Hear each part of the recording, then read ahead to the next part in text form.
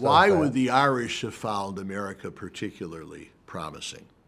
Well, for one, because the potato crop hadn't failed, all right? And number two, because they had already an early heritage of kind of what they were known as a nation of immigrants, unless you were a Native American, you were an immigrant. And number three, unlike Ireland, there was no established church. In fact, there was a disdain for established religion.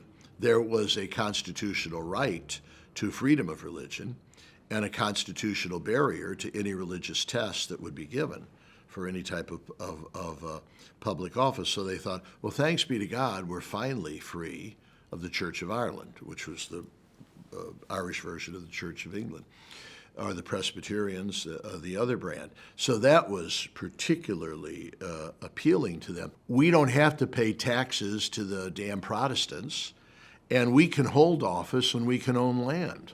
We probably can't because we don't have enough to pay storage on the ship, but once we get settled, we can. And that was promising to them, which kind of then intensified maybe some of the chagrin they felt when they arrived on the shores and said, they're worse than the Protestant landlords. They hate our guts too. Now, at the beginning of our nation, there weren't too many Catholics against whom to have hostility. It was more of a hostility to an idea. Almost the people that would have come here, especially those from England, would have had an inbred hostility towards anything Catholic. Even the Puritans, as you know, they get their name in that they wanted to purify the Church of England from its Romish masquerades. So at the beginning, it was more an ideological antipathy towards the Roman Catholic faith.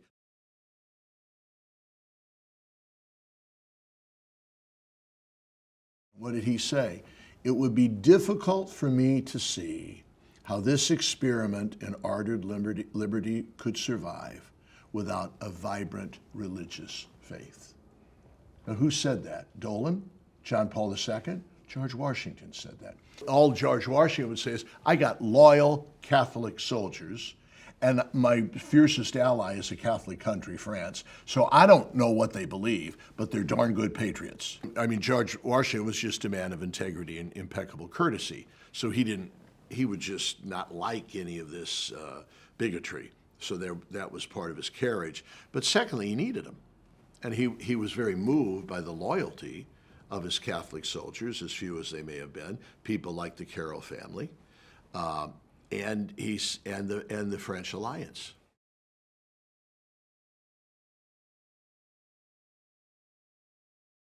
Beginning in the 1830s and 1840s and rising to a crest all the way up to the 1920s, it became very personal because we had literally tsunamis of immigrants coming to the United States, the good bulk of whom were Catholic, the good bulk of whom were Irish, okay? So then hostility towards Catholics would have become very personal. It just wasn't a theoretical. I mean, that theoretical opposition was already kind of shot into their bloodstream, but now it became very personal. Beginning in the mid and late 1840s, that's when the Catholics began to come from Ireland because of the famine. Mm-hmm. The famine, which some historians have called the greatest peacetime tragedy in world history, where at a conservative value, 3 million Irish starved to death. So they came over beginning in 1845 through 1851, 6 years with there was only, if I can remember correctly, there was only 1 year where the potato did not fail. So those people came over desperate, okay? Unlike other immigrants that were coming at the time, the Germans, they didn't have any money. The Germans, we still tease, the German Catholics came over with money. But the Irish fled out of desperation. They literally arrived with nothing except their memories and their faith which was very important to them. And they were desperate. And so the church, of course, rose to their defense I'd like to think, because of our beliefs, we would have defended any immigrant, and we certainly do today, but especially because these were Catholics. These were Catholics, and they really thought, we have to come to their aid. The arrival of the Irish immigrant really poured kerosene on the glowing embers of the anti-Catholicism that was already kind of intellectually there. And it got pretty bad. It got pretty bad. The United States would have, throughout its history, have experienced spasms of anti-Catholicism that would erupt. It's always a little latent, but we would experience spasms. And one of the earlier spasms would have begun in the 1840s through the 1850s. And that's when we have the know-nothings, that's when we have the rise of nativism. While we were united in our response, that we had to be warm in our embrace of the immigrant, we weren't united in our response as to how we should respond to the hostility that was coming to the fore. So, for instance, in the 1840s, when the know-nothings were burning churches, Philadelphia suffered badly. The Archbishop there, Francis Patrick Kenrick, sort of said, stay home, don't go to church, don't ask for trouble. And they lost a good number of churches.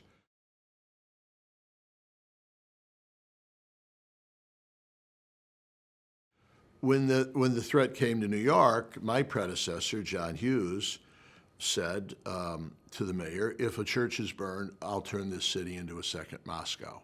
And we didn't, meaning what, Napoleon, meaning there were no churches burned here. So there's a kind of an argument as to how should we counteract this. John Hughes, he himself was born in County Tyrone in Ireland, see, and he had a real sensitivity to the plight of the Irish. He himself had experienced. He was pre-famine. Not only was John Hughes very pro-Irish, but in a way, he was very sensitive to the criticisms of his Irish flock. So even though he would punch a guy in the nose who would say the Irish are lazy, smelly, thieving, ugly, drunks. So he'd punch a guy in the nose for saying that, and rightly so, but he would say to his flock, we need to begin to clean up our act. We need to get ourselves in order. We need to clean up. We need to advance. And we need to be educated. And we don't need to be drunks. It was clear to anybody who had two eyes about some of the patronizing and downright bigoted attitudes toward the Irish, and that bristled. It just wasn't a holding their noses at the dirty, thieving, drunk Irish. They also said, but let's take a look at the faith. For instance, they said they are governed by a foreign potentate who's at the time happened to rule central Italy.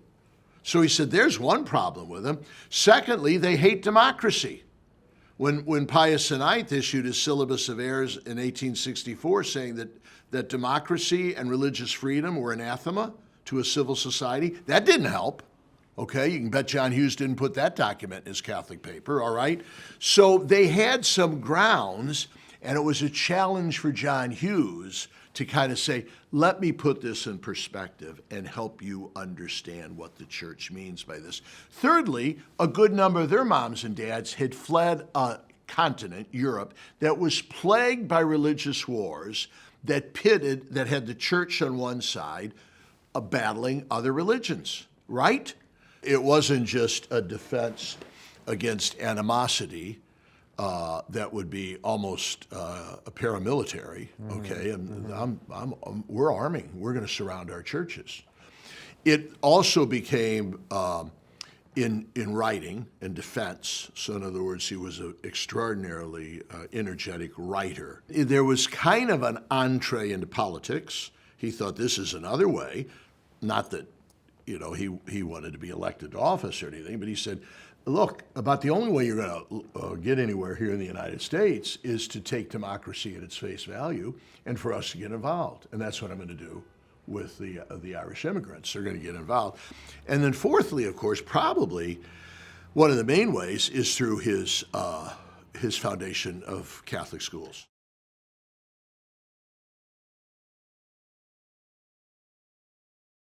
The problem was that in the 1840s, when you had this massive cascade of emaciated Irish immigrants with their kids coming, first of all, there just weren't enough schools. So it wasn't just an Irish problem, it was a communal problem. This is kind of the antipasto days to any official government schools. There was something called the common schools. It probably would be a progenitor of what we call the public schools today, that were supported by a common fund, and they ran some schools that as far as John Hughes was concerned, number one, there wasn't enough of them, which was a sentiment shared by everybody, including the people that ran the common fund. So he couldn't get his kids into that. And number two, they were kind of blatantly anti-Catholic. They would present in their literature, in their history, in their poetry, in their songs, and in their prayer, because religion was taught there. It was pretty Calvinistic, it was pretty Puritan, and it was rather anti-Catholic. Even something that today we would not find that offensive, the reliance upon the King James version of the Bible, which for Catholics was not thought of as the valid form of the Bible. We would have used the Douay-Rheims Bible back then. That's just a little incidental. But no, actual kind of the standard British anti-Catholic narrative would have been part of the training. And John Hughes said, we just don't need that. I don't need to submit my children to that. Because not only do I want to get them educated as responsible, productive citizens, I also want our schools to be agents of handing on the faith. And you kind of agree with that because you're teaching faith in the schools. There's prayer, there's songs, all borrowed from the Protestants. So he said, John Hughes, I mean, even though he could be irascible and rather militant at times, he said, this is kind of easy to do. I'll be happy to either have the Catholic faith taught in these common schools so my kids could go there, and I'll help you perk them up. I'll help you expand them. Let my kids go there, and when it comes time to let me help you maybe remove things that my Catholic kids would find offensive. And let me, when it's time for you to teach the faith, let me send people in that'll teach the Catholic faith. And when that didn't go over, if you ain't going to give us a level playing field and also teaching our convictions, you're not going to be able to do it. And he won on that one.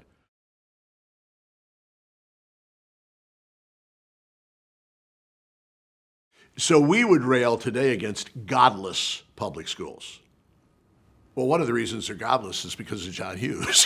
He insisted that, okay, if you're not going to allow equal access for all religions, there's to be no religion. So that began this extraordinarily well-oiled engine of the education of immigrant children in our Catholic schools. John Hughes also saw part of the church was to Americanize in the most benign interpretation of that term that can be easily and maliciously interpreted. And one of the ways he wanted to do that was through the schools. The schools would become an agent of welcoming the immigrant, helping them cling to their faith and their customs, but turning them into responsible, respected American citizens. And it pretty much worked.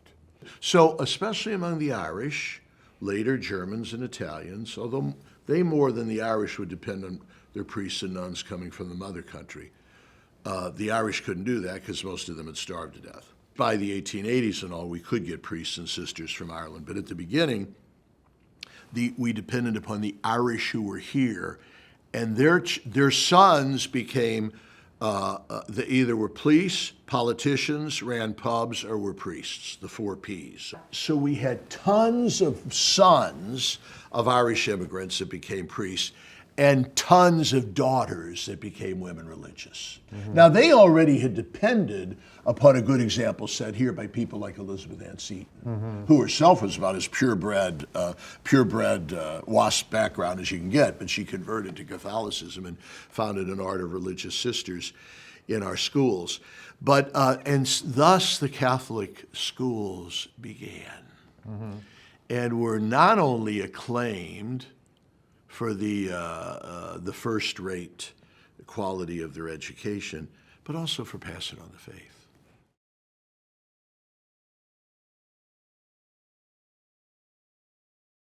New York was a little unique because of its volume, because of the penury of the immigrant.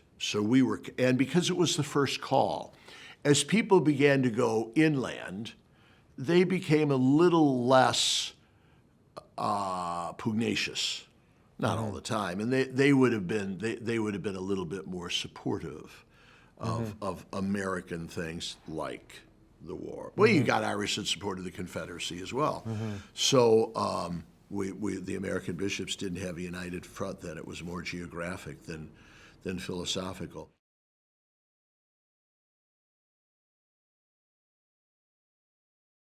His health began to fail, and his heart was broken by the draft riots. He was a Unionist. We couldn't quite call him an abolitionist, but he was a Unionist, and Abraham Lincoln was very fond of him, okay? So he took heat from here because his beloved flock, who revered him, weren't quite sympathetic on that stand, because they said, we thought you were standing up for us, and we're simply cannon fodder for Lincoln's war. The Protestant boys are getting away with not being drafted if they can cough up $300. We can't, so we're the ones being bayoneted by the Confederates, and we don't like it. And so there were the draft riots here. He died in January of '64. His heart was broken. He tried to calm them down, and it didn't work. They ignored him.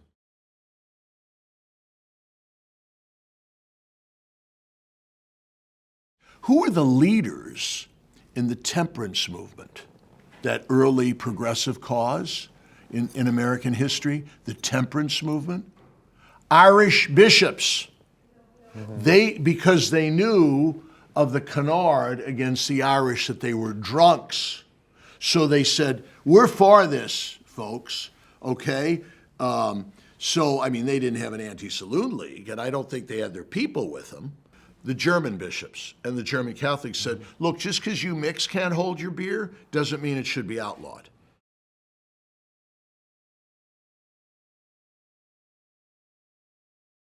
I would be one of those who would disagree with many people who felt that anti-Catholicism ended in November of 1960 when John Kennedy was elected president. No, it didn't.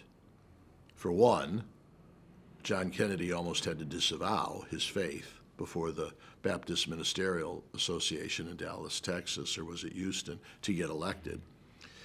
And so you cannot say that this was the end. And secondly, it's too deeply ingrained. It's changed a bit, you know. It used to be that anti-Catholicism was kind of either the entrenched Puritans or a little later the sweaty, redneck, snake-handling preachers who hated Catholicism. But now there's a new brand of Catholicism, anti-Catholicism, that would make it a subset of the aggressive secularism that we see. That would be a disdain for any revealed religion, and Catholicism would certainly be one of many revealed religions. So a disdain of revealed religion. Secondly, an aggressive secularism that would see itself as the intellectual heirs to the Enlightenment, which historically is sort of seen as the distancing from science and reason from faith. And thirdly, those who simply would have borrowed some of the old canards that Catholicism has as its goal the overthrow of American democracy and the entrenchment of a theocracy, which of course is ludicrous.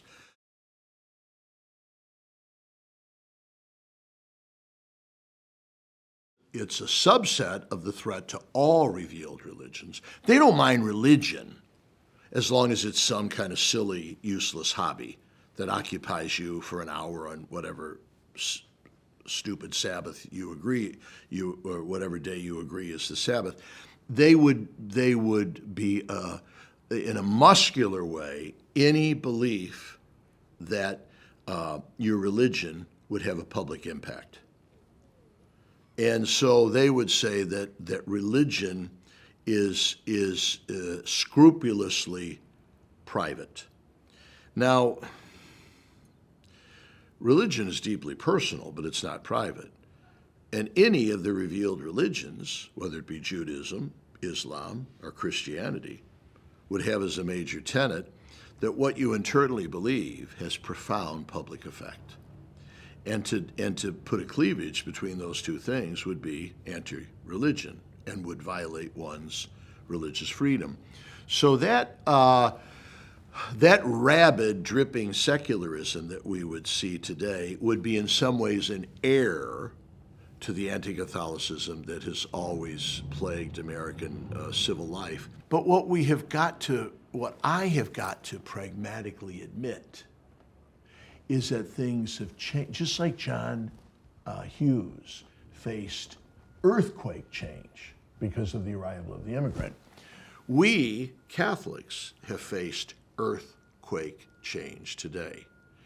I will have my people today say to me, Cardinal Dolan, you should be more like John Hughes. We want you to go to Albany, and we want you to go before the assembly, and we want you to say, if you don't give aid to our schools, I'm closing them all. And that'll show them, and then they'll say, oh my God, we can't let that happen. We better give them aid. I look at them and I say, what planet are you on? If I go to Albany and say, if you don't give me aid, I'm going to close my schools, they're going to pop champagne corks because they don't like them anyway. They don't want them. They don't believe that the schools should, as part of their holistic approach to religion, should transmit any type of conviction, virtue, or values based on faith. And I'm going to say I'm going to close Catholic charities. They'll say, yippee, who wants them? The state should do it. Okay, we're dealing with the French Revolution government here who believes the state should do everything and that private entities like the church should be sidelined. You go pray and light incense. We'll take care of the rest. That's the kind of change I'm talking about. John Hughes had, to use the old word, clout. He could tell Irish people how to vote. He could scare the dickens out of the mayor and the police chief. Can Timothy Dolan do that? If I can, it's not based on earthly clout. It's based on moral integrity and persuasion of argument. Things have changed. And secondly, we don't have our people with us. Okay? We don't have our people with us. They ain't going to listen to me. They don't listen to me when I preach the 10 Commandments and 8 Beatitudes. Do you think they're going to listen to me when I talk to them about voting? All right? I got politicians who come in and sit in this room and say, would you do, and I'll say, hey, look, I see any politician that wants to come in. By the way, I appreciate your positions, this. I'm upset with your positions on this. The ones where the appreciate outweigh the negatives, they will say, would you come out and endorse me and tell your people they should vote for me? I said, only if you want to lose. My people don't want me telling them who to vote for, and they're not going to listen to me. And your enemies are going to use my endorsement against you. If I had a politician in the pulpit of St. Patrick's, I would be blasted on the front page of the New York Times. That's anti-Catholicism, which feeds into the Catholic Church is different because it is pushing a theocracy, see? And their innate values are opposed to the democratic model of governance. Well, that's baloney. We're avidly for it. But you see what I mean? Things have changed so much from John Hughes that now the only tools we got are reason and example and persuasion.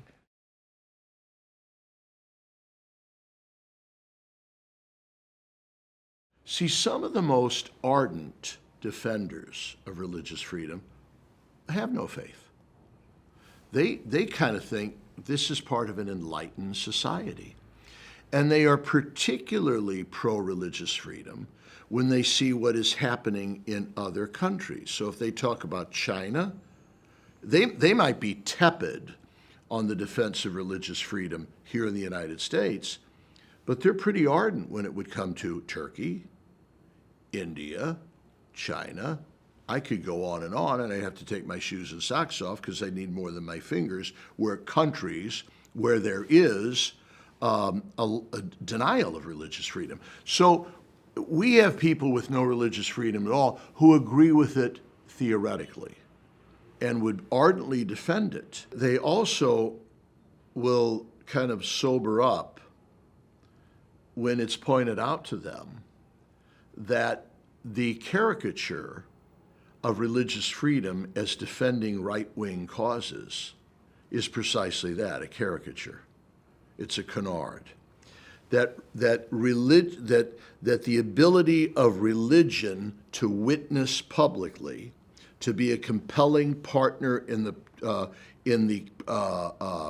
public square, and to carry their religious convictions even into economy, academia, and politics, has been the strong ally of every progressive movement in American history, starting with the American Revolution, that scholars say was pretty much intellectually sparked by the Great Awakening.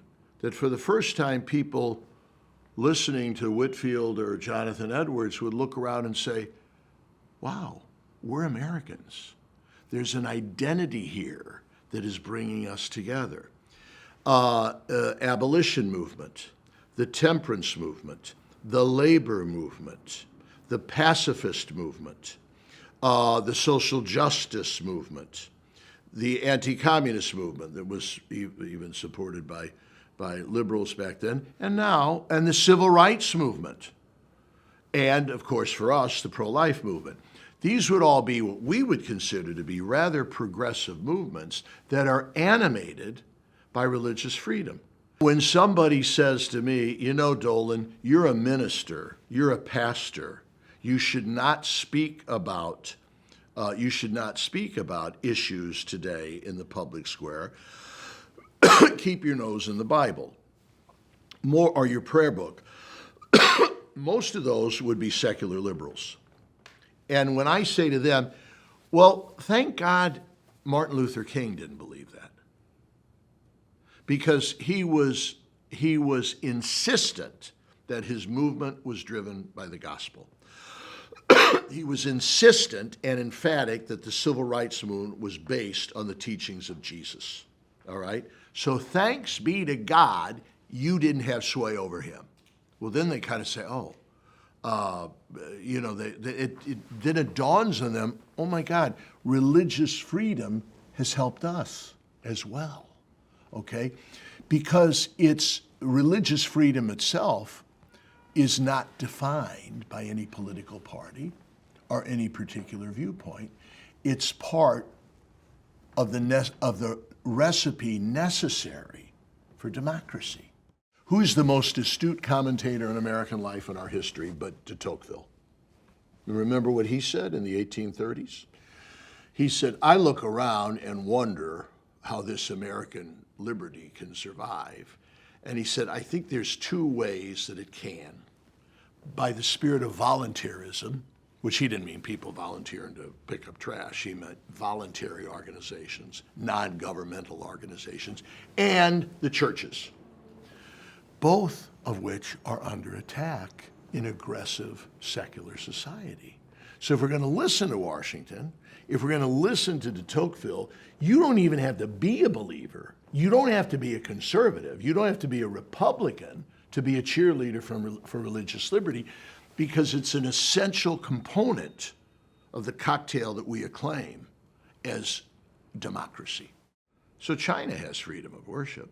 The Soviet Union had freedom of worship. They don't have free exercise. Free exercise means not only can you worship as your conscience dictates, but you can carry those values to the public square.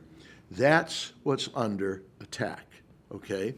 When I meet with the president of Cuba, who's kind enough to come see me when he comes for UN week, we argue about this all the time. He said, well, we have religious freedom. You came to Cuba and you went to the churches. So, well, you may have freedom of worship. I don't think they have that either, because when I was there, the bishops would whisper in my ear, this is, they'll kind of take the names of the people who are here and things aren't going to go well. But you don't have free exercise, okay? So what do you got? You got in China now, they'll say, hey, we have freedom of worship. Yeah, but you just arrested Cardinal Zen because he was promoting and witnessing for pro-democracy movements in China. So, which is a free exercise of religion. So that's where the beer comes out of the spigot, right? In the free exercise of religion. People smarter than me, I'm thinking of Richard John Newhouse, will say, the vigor of the public square is emasculated when religion is not allowed a respected place at the table. And that's what happens today.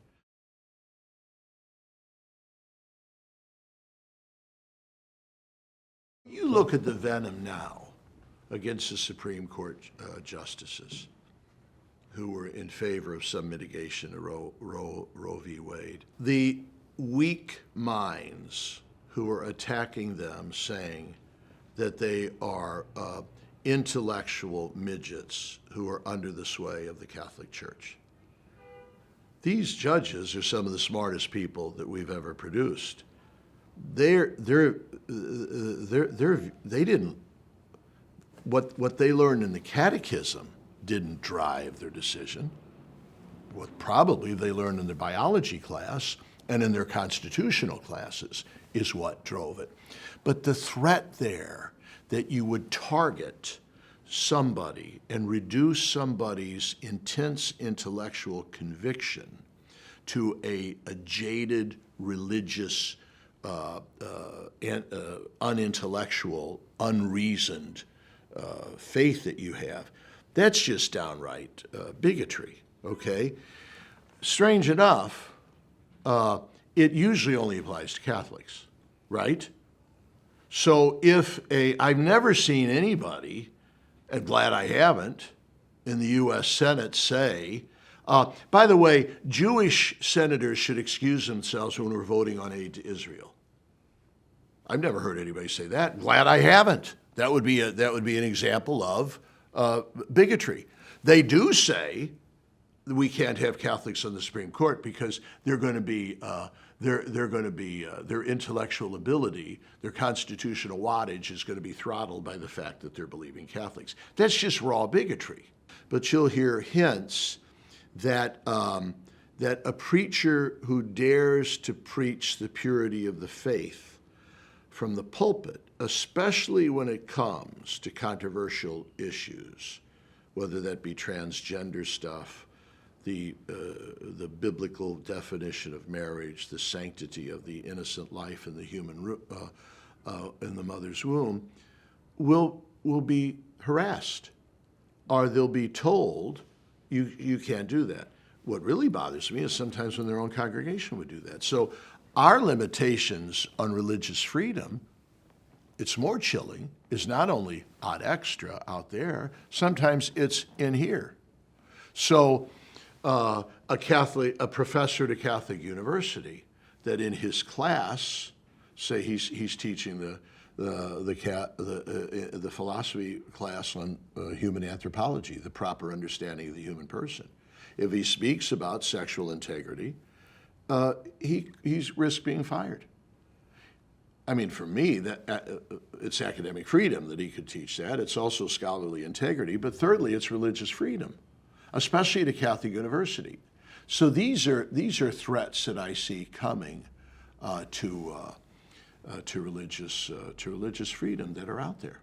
Sometimes people will say to me, Dolan, why are you always talking about religious persecution in India and Nigeria, and even though it's not that overt yet here, the threats in the United States? Because Jesus told us we would suffer, so get used to it. Well, he didn't say it was right that we would suffer. He just said, you know the ways of the world, they hated me, odds are they're going to hate you. That doesn't mean you take it. That means that may dictate how you fight it, but it doesn't keep you from fighting it.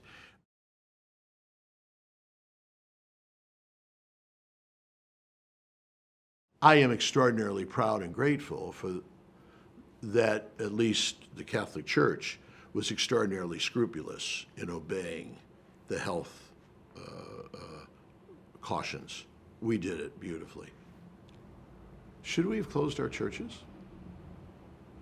Should my priests, when a Catholic patient asked to see a priest for the sacraments, because he or she was told he or she did not have much time to live, and when was told at the desk, you can't see her, should he have turned around humbly and left, as we were kind of telling him to do?